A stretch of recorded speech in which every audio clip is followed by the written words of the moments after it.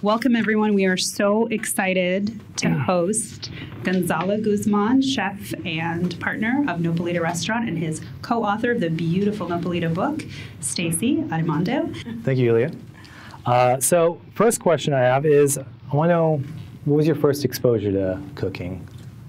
When I met actually Chef Laurence, chef owner of Nopal right now.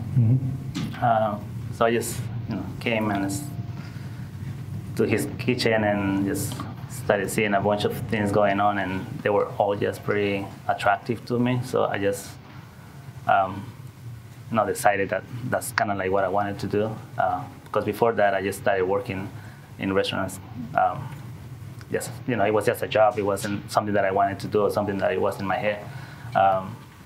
But again, after seeing all that, I realized that that's something that I kind of wanted to take serious and start taking it more serious and just start cooking and see where that was gonna go. Did you have previous experience before that? No, I started as most of people when they first come here, washing dishes, which I did in another restaurant for probably a couple of months, and then they put me right away into a prep station, and then a few months later I was a line cook, and then I started working all the stations in that restaurant. And that's kind of how I learned what I now know. One thing that's pretty neat that Laurence, the co-owner of Nopalito, says in his introduction to the book is that a lot of Mexican immigrants had come through his kitchens, and not all of them fall in love with cooking. And he said he really saw something special in Gonzalo in that, from day one, he had wide eyes and a lot of curiosity, and he was really excited to get into it as a career and a lifetime thing rather than just a quick way to get himself settled in the country and make some money. So that was, I think, what inspired Laurence to kind of say, I want to keep this guy around and teach him a few things. And I was also raised by my mom and two sisters, so all women. So I kind of had to, since I was little, remember, again, doing all these, things that normally are just for women in Mexico, the place that I was born in, South Mexico. So again, growing, I kind of, seeing all this food, the way they were preparing, the way my mom was preparing, and going into the garden, picking all these vegetables and all that. It was in my, I guess, in my life already. So it's not, again, something that I wanted to do forever at that moment, but then it's always been with me since I remember. So is that kind of how you developed your style of cooking, is through cooking with your family and all that stuff, and then you got more trained when you came here and started working in restaurants? Yeah, after 10 years, I guess, before we opened Nopalito, I worked in so many different restaurants here in San Francisco. But at the end, in the back of my head, I always had that idea of doing something with Mexican food, which that's the food that I was raised with. But always doing everything the way kind of I was raised with too. And what I mean by that is we will dry or plant our own corn and dry it, and then we will cook it, and then we will grind it. So pretty much everything from scratch. And that's kind of what I wanted to do if I ever will do Mexican food or Mexican restaurant. I also think one of the baffling things about making Nopalito work from the beginning was that he had such a high standard of that. It wasn't just, we're going to grab tomatoes and make a fresh tomato salsa because everybody expects it to be at a Mexican restaurant. He sort of thought, well, tomatoes aren't in season, so why would I use them in a salsa? So, they kind of operate the same way that they would, that Gonzalo did when he was growing up, where literally what was around was chopped down off a tree or picked out of the ground, and that was the way they liked to cook, and it was the way that made sense to cook. So I think he's maintained that in Nopalito, but at such a large scale. They have 2 restaurants. There's how many pounds of masa come out of the kitchen every day? Between both restaurants, I think we do between 200 and 300 pounds of corn every day. And it's all organic corn, if possible, grown locally in California and outside. And, that's a serious undertaking to even find that much product and do that by hand just to start the day. That's with every single element of the Nopalito cooking is, something that's grown in season locally and the best possible product that they could have found. So. Yeah, and there's your appetizer, the garbanzo beans. You said it was traditionally done with peanuts. Well, but again, just it's funny. I grew up in a really, really small community, 400 people, no electricity, no water when I was there. So again, my dad, my mom, sometimes when they wanted to, spend some time in the family like together, they will just fry some peanuts from our fields, and then we'll just fry them with like chili and lime, and that's was kind of like our dinner sometimes because there was nothing else. But that's kind of like the idea of the garbanzos came, and also because we wanted to offer something to the guests when they will first arrive to the to the restaurant, and we didn't want to do like chips and guacamole that or salsas that most Mexican restaurants or taquerias do here. We wanted to give it more like, again, original, I guess, the way I was raised, but also give something to kind of start, water their mouth and start ordering more drinks too. So and the peanuts were very difficult to find organically in the quantities that they wanted. So he thought, like, how do I get creative with something that does make sense, year round? And so he picked chickpeas fried, like as to mimic that crunchy, little nutty kind of snack. Same idea, just different. So you've mentioned restaurants you've tried when you first moved here, and you even just did air quotes to signify Mexican restaurants. What was your first thoughts about Mexican restaurants when you first moved? To me, I thought it was Mexican food, but for like a bunch of other Mexican people, because the way I was raised, again, it was totally different of what I saw here in restaurants. Like corn tortilla, it tasted like plastic to me, to be honest. I was used to really tasting the corn. I was used to taste, the ingredient, something that it was, I felt like I couldn't really find here. I will go to taquerias or restaurants and, I will order this sope, which is pretty similar to a traditional dish that my mom will do when I was little, called picaditas, so, but same idea. But usually they're thin and thicker than a tortilla, but thinner than a sope tortilla. And when I first tasted that, because it was the closest that I could remember to my hometown, I didn't like it at all. It was really like doughy, and it didn't really taste like corn. It just tastes like Play-Doh or something. So again, I just went between restaurants, and I just couldn't really find, anything that I felt like it was Mexican food to me. Yeah. So, and you had a long process of actually becoming like head chef of Nopalito and all that stuff. And I do want to read something because I do love your book. And you said, Mexican food at heart is a labor-intensive style of cuisine from a hardworking people. So how did you get to where you're at from where you started? I think, you hear this people saying works hard or smarter instead of harder. But I think if you combine those two, you just kind of like rush everything in a good way. And to me, it was like working hard, like working 2 jobs in the morning, at night, because I knew I couldn't really go to culinary school. And first of all, because I didn't speak any English at all. And second of all, because I had to pay back a lot of money. So it was just, I just kind of had, but I also wanted to learn more different types of cuisines. And that's why I went back and forth between restaurants, because I felt like that was kind of like, that was my way to just learn something that I wasn't able to learn from not going to school.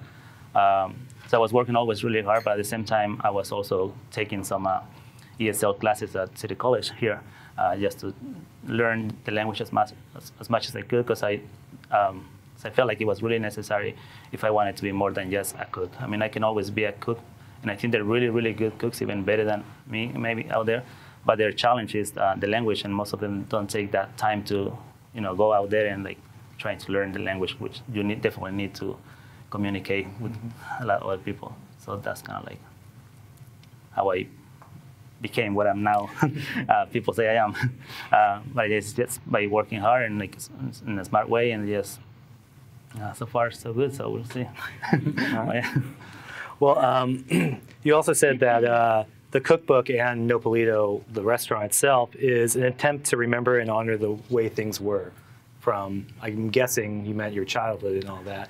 Yeah, it goes back again to the same idea, everything from scratch, and not taking shortcuts. And that's kind of like how we, the restaurant is. masa, but it's not just the masa that we make in a restaurant. And I think that's probably the only Mexican restaurant, maybe in San Francisco still, not quite sure. But that we grind our own masa and we do the whole process that a lot of people don't do. Their food is really good. Some of the Mexican restaurants, but I think they still, take all those shortcuts that I was raised not taking those shortcuts, and that's kind of like what I meant by saying that, like, you wake up in the morning, you grind your own. You cook your corn the day before. Then I remember waking up, getting this molino that you now have, then grind this masa and then pass it through the metate, which is another piece of equipment. And then to get it really fine and make the tortillas, and then from it's all these steps that I feel like we do it at the restaurant again on a different scale. Masa, queso fresco, we will make our own queso fresco, chorizo, or things like that we do at the restaurant. That if I was doing it at home when I was little, not anymore, because now they all buy it because things change, and it's been 20 years almost since now there's electricity and there is water and all that. But I'm trying to keep that idea.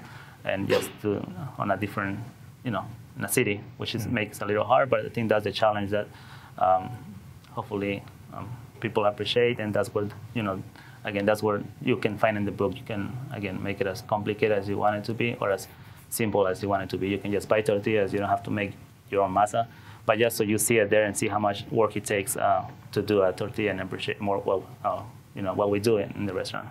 Well, and this goes back to, one of the first stories Gonzalo told me when I met him was about, kind of a typical day in their family life when he was growing up. So his family owned cornfields, and they'd walk, starting at 5 in the morning before the sun got too hot, and it was just like impossible to do anything.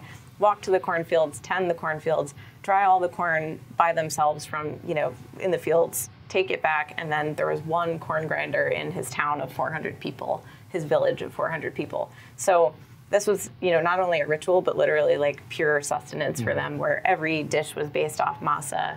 Corn was just, Gonzalo says in the book, and I love this line, is that he feels like he wouldn't feel like a Mexican if there wasn't corn in his house at all times. And it's true. At home I always have masa or tortillas because I need to have some of that, I grew up with it, and it's part of my life, right? Yeah, and I think just to think about taking a shortcut for him is like just absolutely insane. And I think, in some ways it takes a little bit of convincing for the average person. Like the first time you hear about the process of making masa from scratch, you're like, I would love to do that, and then you're like, oh, there's a lot of steps to that, and I'm not sure I can really like fit that into my weeknight. But something that I learned in the process of making the book with him is that it is a ritual, and it's something that's actually very simple at heart and not difficult to learn. And once you kind of get used to having that as part of your like pantry, as part of your staples of cooking in your kitchen, you make a big batch on Sunday night, and then that's that, and you have it to use in any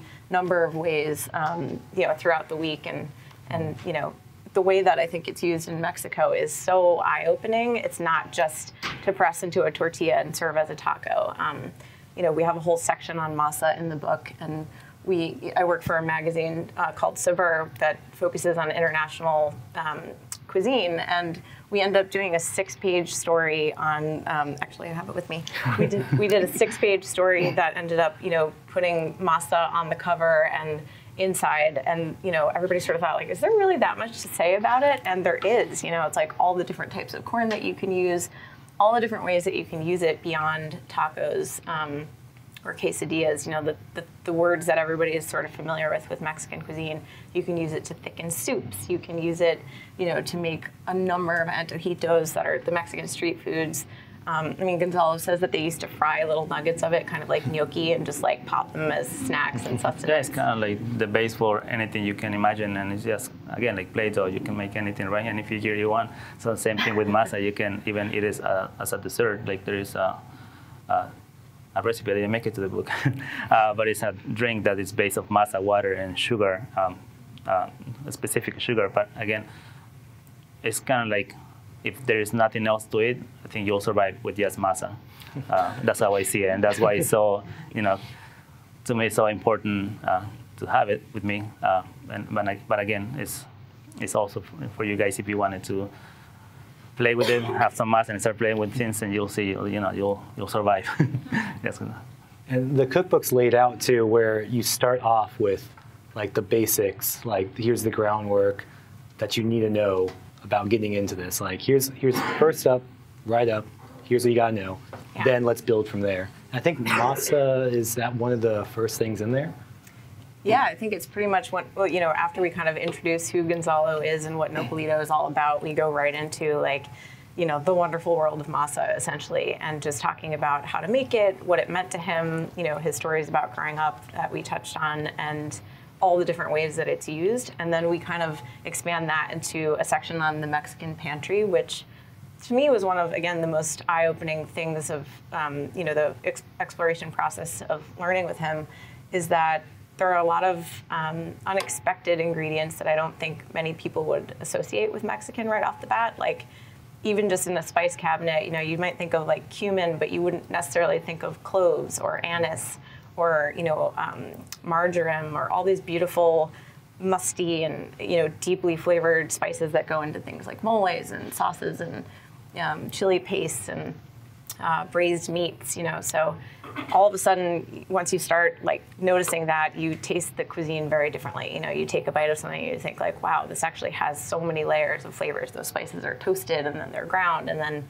there are a number. We have a whole section on dried chilies in the book, because I think, if you think of Mexican cuisine, you think of jalapenos, poblanos, serranos maybe, but those are the fresh green versions of these chilies, and so many of them are smoked, dried.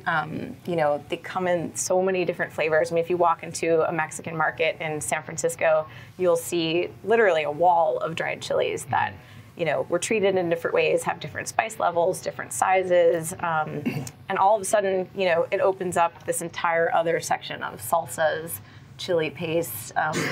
You just begin to see how deep, the nuances of all of the pantry staples and the spices run. So.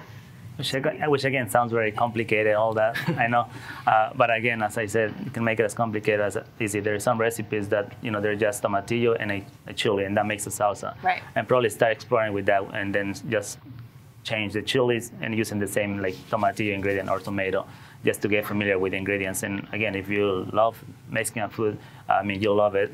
You love all these flavors, and then again, you'll start adding little by little some other chilies. And why not maybe even doing the masa if you wanted to explore a little bit more.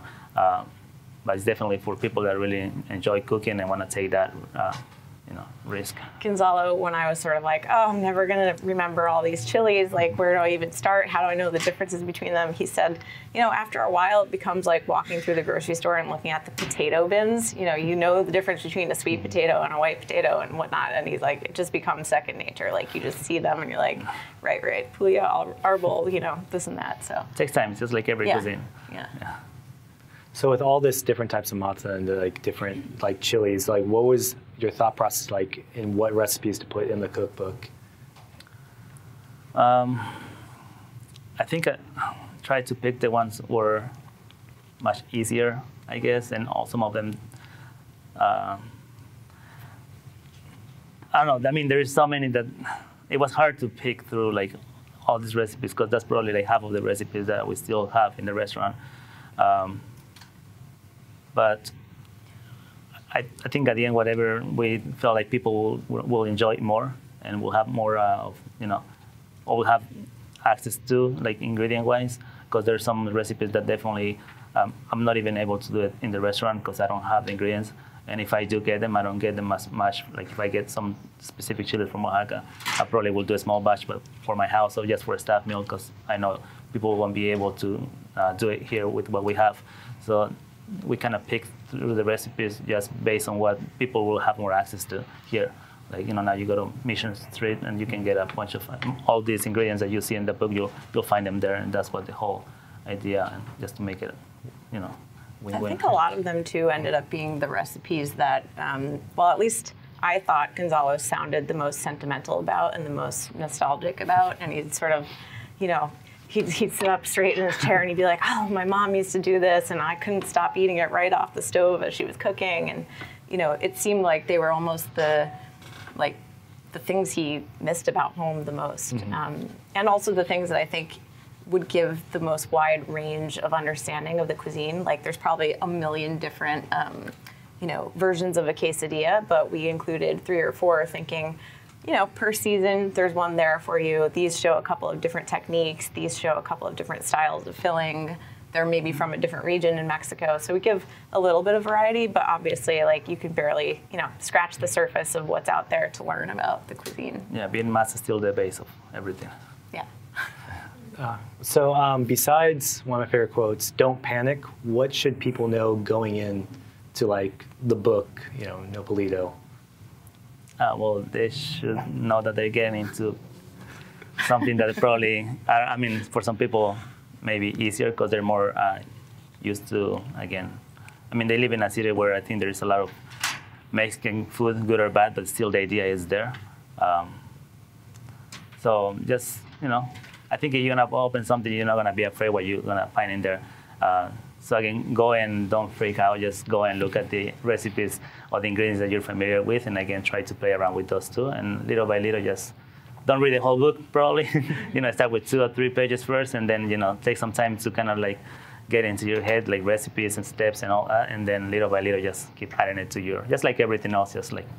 Well, and people, I think, a lot of times when people read recipes, they think they can't veer off of exactly what's in the recipe, and that if they do one part, they have to do all 10 parts. And what's wonderful about Mexican cuisine and slightly intimidating about some of the recipes is that there's so many layers, So you start by toasting a lot of ingredients or frying some chilies, and then, you might grind something, and then you might, add a sauce, and then you might have to work with the masa. And all in the end, it seems like, of course, a tostada, like so simple, but really, the work that it takes to get to some of them is slightly challenging and takes some time. But you can break that down and you can say, man, I really loved, that braised chicken tinga, that goes on top of a tostada, and buy the tostada shell, make the chicken. Or if you really loved a salsa that came with one of the dishes and it was, mixed in with shredded beef, you can mix it in with shredded pork and, kind of adapt a lot of the things that you learn from the book. So I'd probably give the advice,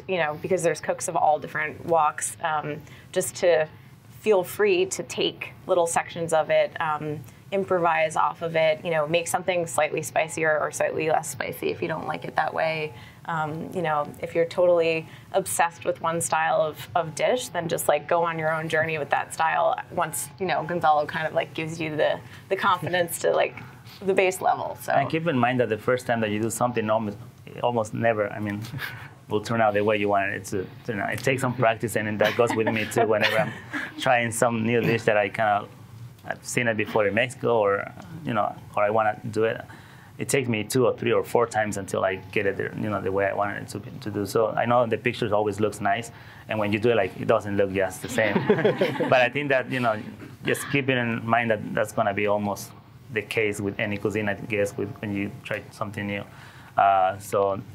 Just don't be afraid and to like not get it right the first time, the second time, the third time, or maybe even the 4th time.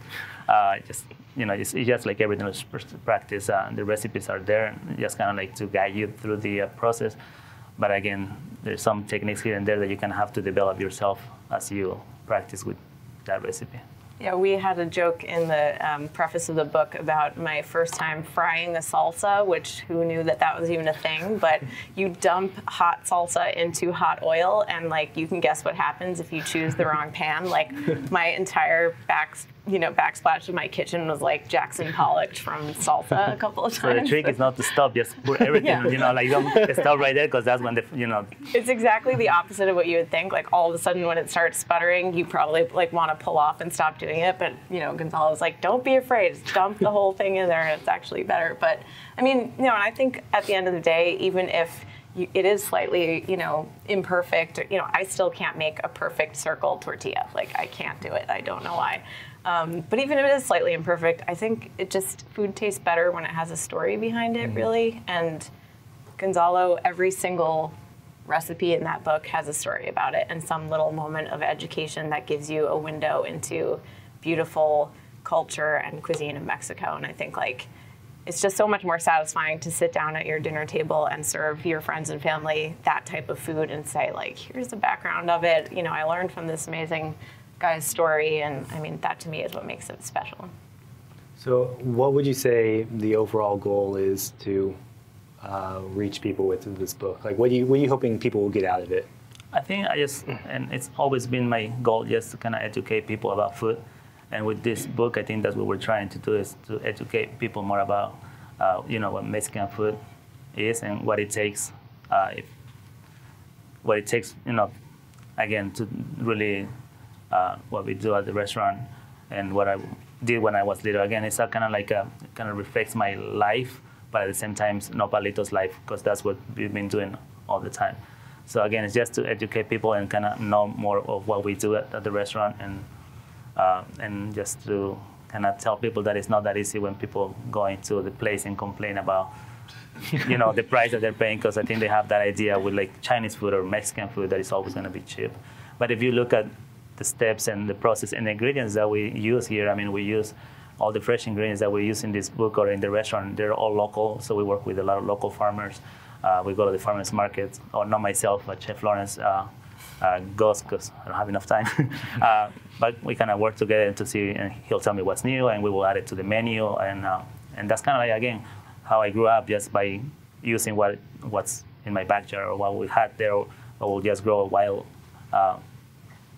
So again, it's just, I think we're not trying, personally, I'm not trying to tell everyone, this is what Mexican food is, this is the best Mexican book. I think this is just what Nopalito is right now and part of my life. And hopefully, people really appreciate more the restaurant and enjoy. And again, this is just one little piece of Mexican food. I'm from, again, the South, Veracruz, so there's so much more about Mexican food. And I'm sure there will be another chef that will say, oh, this is Mexican food now. But again, I know that's going to happen, but again, I'm not trying to say that this is the best Mexican food. I'm just Mexican restaurant, I'm sorry. One thing you must realize about Gonzalo is that he couldn't possibly be more humble. So I'm like here to do his bragging for him, and it is the best Mexican book, by the way. All right, well, you guys, no, but honestly, like, you don't see any flour tortillas there. And that's because I grew up in a place that there were no flour tortillas. I didn't know there were flour tortillas until I came to California. So that was until I was, 15 years old. That's when I finally met flour tortillas. But that wasn't in my head. That wasn't in my food. Mm-hmm. That's all like north of Mexico. But it's Mexican food that, it is Mexican food, but it's just different state, different place, different, it's still Mexico. So again, that's just a little piece. But at the same time, it's what Nopalito is about. And, again, part of my life there too. Yeah, there's, I'm in the food business. I write about food for a living, and I probably would have thought I knew something about Mexican cuisine before I met Gonzalo, and I sort of felt like, well, yeah, I mean, I don't know everything, but, I sort of get the general concept.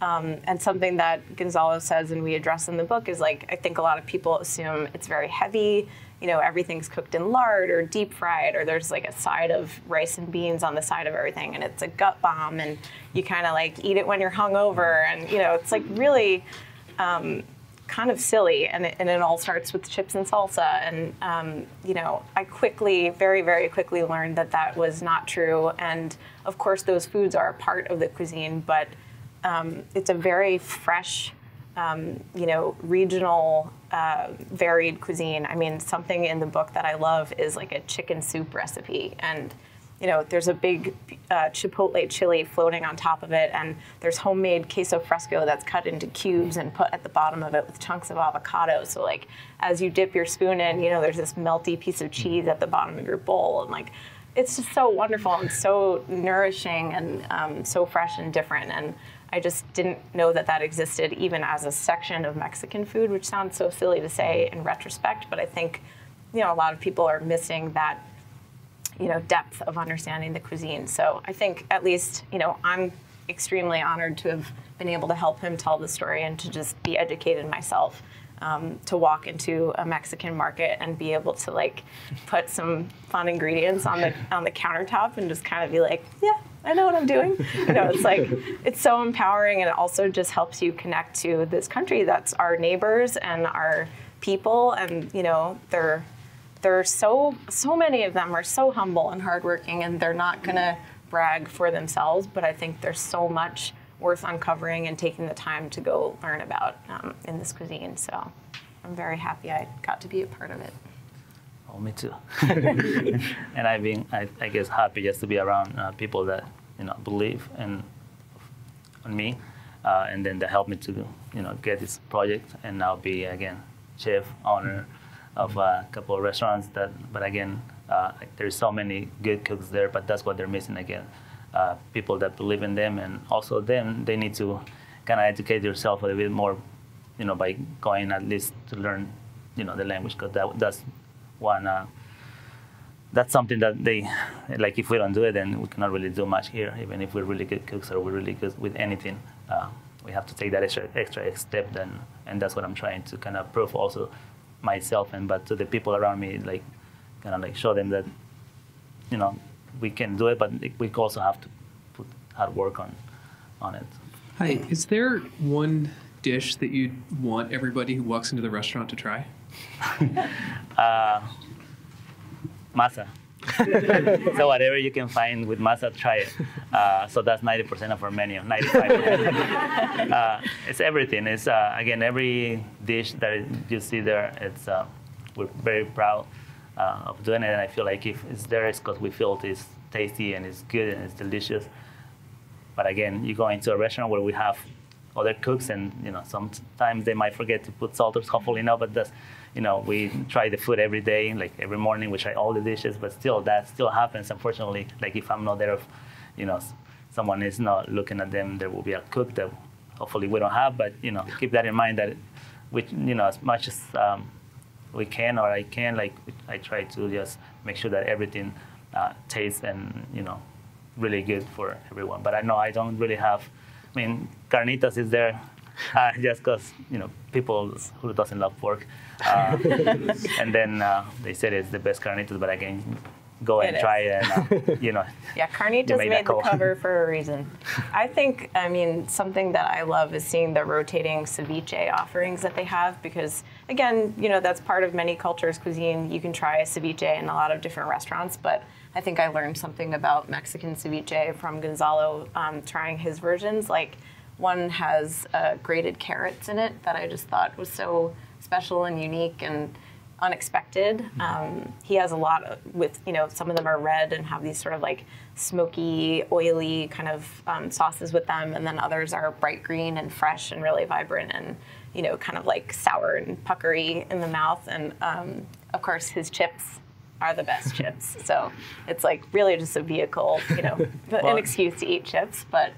Yeah, and that's a good point, because a lot of people, when they go and have a ceviche, they always have in their mind tomato, onions, jalapeno, and fish, overcooked fish. To me, it's really fresh everything. So again, it's whatever you can find in season. Like right now, asparagus. Why not just using that in your ceviche if you cook it? Which you have right now. Which I have not anymore. We just changed that. I don't know. No, we still do. Sorry, we still have it. We just changed. Yeah. But you're supposed to use what you can grow it yourself or what's in season, and I think why using something else that is not really in season if you have it. I don't know if it makes any sense, but just use what you have instead of like trying to eat tomatoes when they're not actually really good and sweet. Just wait until the next season, it's gonna come back again. I think there's a really neat component too when you go to Nopalito about trying the dishes and the way the menu is laid out, because unlike, I think, many cuisines, you don't kind of like start with a lettuce salad and then move on to a main entree and then eat dessert. Like, it's sort of like you kind of choose your own adventure of, do you want to eat a combination of street foods and, kind of like a very casual meal in Mexico, I think is, you eat a taco, you eat a gordita, you eat, a number of things that the street vendors are making or that you're making at home. Or you eat these sort of like larger plates, larger format meals that are, when Gonzalo was growing up, kind of more of a weekend thing, I think, when they'd have an animal and. I grew up eating mostly vegetables because meat was really expensive, and that's the other reason, again, why I didn't eat meat that much. But we will eat the mole sauce without the chicken. It will be still really good mole. But that was kind of like the reason, just because we wouldn't have access to. Right. Like we'll go and maybe kill an armadillo and make it into. Again, we will have to go out there and hunt it. That's kind of like, again, it's a long story, but that's kind of like why But it's neat. It's neat to navigate the menu, I think, at the restaurant for the first time and sort of say, like, you know, we're going to combine a number of different styles of these smaller plates and these street foods. I mean, there's very few that I recognized off first glance. You know, there was like one taco on the menu, one quesadilla on the menu, and everything else was these neat things that I was like, do I know what that is? You know, so it's just fun to kind of go there and do it one way or the other, and you know, eat like a number of street foods and masa-based things, or then try, you know, things like the carnitas or carne asada, or you know, birria, some of the braised meats and that kind of thing too. So you should probably just go a number of times to Nopalito and see what works for you. We did a little twist here and there just because I know it's not for everyone, but like salad wasn't part of my cuisine. Like when I grew up, my salad was a slice of tomato, lettuce, and lime juice. And you know, but I know here if I do that, people will be like, "What is this?" So again, we, you know, for like the restaurants, we're gonna have to have that option also for the guests. And so I kind of had to add a couple of salads that I didn't grow up with. They're probably not really authentic, but again, it's, you know, we cook for the guests at the end too. So I kind of have to make it work. So it's a win-win for both sides. So first of all, my wife and I love Nopalito. It's our favorite restaurant in the city. Thank you. We got engaged about a year ago in San Francisco, and the first place we walked to was Nopalito. Thank you. We love it. How did you learn? I mean, you learned growing up how to cook for yourself or for a family. How did you learn to scale that to cooking for 2 restaurants? School. Yeah. Again, that was. It's funny. I always try to learn something new, and actually, just 2 years ago, I just graduated from my GED, high school diploma, which again, you know, I didn't go to school in Mexico or anything. It's just here, so it was also at City College. But math was one of those classes that I took 2 semesters because I wasn't really good at it, and I'm still not good at it. But I understand, you know, the basics that I need for cooking. So again, that was kind of like what helped me to just scale it up, because my coach chef, which again, I learned a lot from him, and he's part of this book because most of this recipe worked together with Jose Ramos. But that was his challenge too, like, you know, like, oh, we need 24 quarts of salsa for tonight, but our recipe says 1 quart, so what do we do? So again, that pushed myself to like go to school, like, you know, whenever I could, and just to take math. And that's kind of like how I did it, and same thing goes for, like, you know, now I have to manage people instead of just me and cooking, being me myself cooking for the people and be on the line. So so I knew now that I needed to work with people, and that's another challenge, you know, working in restaurants, managing. So funny enough, I took 1 semester of psychology too. Just, I don't know, because I felt like, you know, that was, and again, but that's going back to the question. Yeah, it's just kind of went to school for basic math that you probably already understand, but just using that as. So I've always wanted to go to Nopalito, but I have these little rugrats that hang out with me all the time. Do you feel like your restaurant has options that are accessible for kids, or if not kids, people that have kind of a less adventurous palate? What would you recommend? Well, there's always rice and beans and cheese quesadillas for kids. But I have 2 kids. I have a boy and a girl. Myself, I push them to eat anything, so if they come with me, I honestly just like, here, you eat some, you know, ceviche, you eat some, you know, but, you know, we have those options, rice, beans, cheese quesadillas, side of chicken, you know, things that we kind of know. Well, and I think like some of the dishes that maybe sound like they're going to be complicated or like spicy, you know, actually have a sweet side too. So like mole, I mean, I couldn't imagine a kid not liking mole, like licking their fingers and making a mess. You know, I think like, again, some of the soups are really fun. Like there's a soup that has, I mean, it sort of looks like I kind of think of it as the Mexican ramen. It's like got noodles and chicken. Which is not on the menu right now. Not on the menu right now, but you know, there's this fun stuff and it's colorful. And I mean, I find that the restaurant is often filled with families and kids. Yeah, like I think it's a real community that is loyal to and loves Nopalito, and you know, it's definitely kind of a come one, come all menu. Chips and whack. I mean, kids love that. I start by that, and then I think slowly I've seen families that are coming to the restaurant for now a few years already. When you know, kids will just go and order rice and beans, and little by little they started. I mean, parents started pushing them with something else, and now they're like, "Oh, I love your ceviche." I'm like, "Okay." So you know, I think it's a great opportunity for you to have your kids try that, and some of them get addicted. Actually, they start liking it. You'll see they like it more than you will probably. Yeah. So speaking of the next generation, what are your future plans? Are there gonna be more Nopalitos, or what else are you gonna do? No more Nopalitos. I think there's one Nopalito, or now it's kind of two, but those two make one. Definitely, I don't think there will be another Nopalito restaurant. We're not trying to build a chain. That's what I think. My partner is right here, and she'll tell you that too. But definitely, there's things in my head. Hopefully, trying to think of another place where we can do kind of like Mexican, California food, like kind of mixed, not really Mexican, because I feel like this one is Mexican food, authentic as much as we can. But I kind of want to get into that of like maybe, I don't know, different concept of like mixing, California, which have European, have a little French, all those, and then, but being also that part, being Mexican ingredients based of that place. But again, that's just in the head right now. There's nothing that is happening yet, but yeah. The ideas of another cookbook? No. The other half, what about the other half of the recipes that you mentioned? Oh, they're there. They're in the restaurant. I don't know. No, I don't think so. But you never know. So I'm pretty open to whatever. Well, and I think the cookbook just becomes a tool, to it's a conversation starter, I think, and that's something, a lot of chefs get very, they want to have everything be perfect with their book, and they want to make sure everybody covers it and whatnot. But I think this book just has its own spirit of, communal education, sharing, getting the word out. Gonzalo kind of spreads the love in the book, and he's not like me, my food.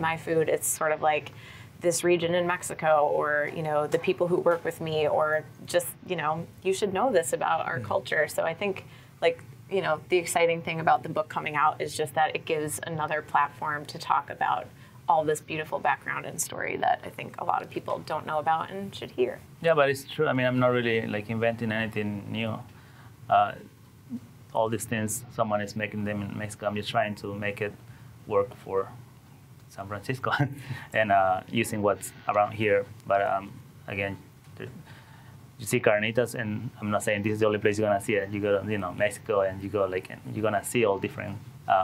What we're doing is just the techniques and twist, getting fixing little things here and there, making it just taste better, even if possible. So that's what it's about. All right. Well, with that, thank you guys both. Thank you. Thank you. And thank you everyone else for coming and joining us. Thank you.